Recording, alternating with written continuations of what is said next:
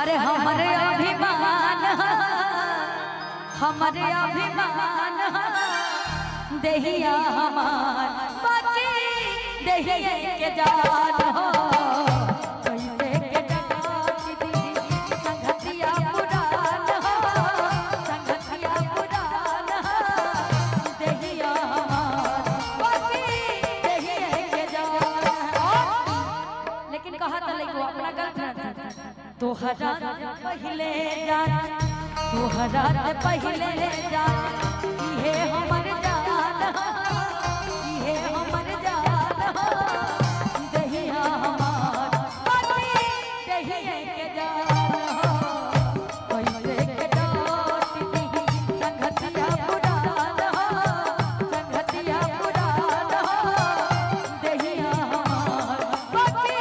दहिया के जान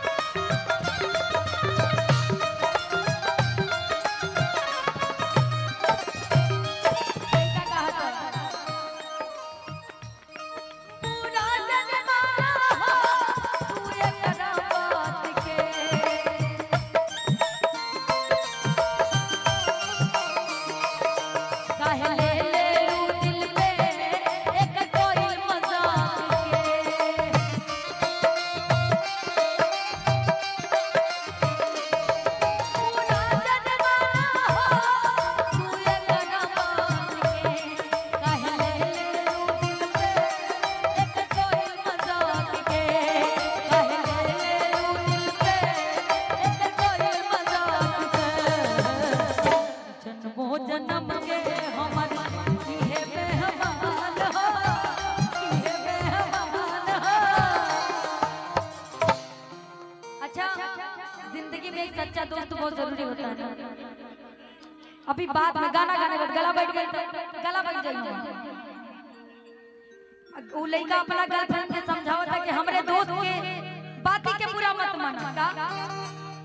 पूरा जनमाना हो तू ये करा बात के कहे ले लू दिल पे अरे कर कोई मजाक के जन्मो जन्म के हमर अरे इहे मेहमान इहे मेहमान दहिया हमार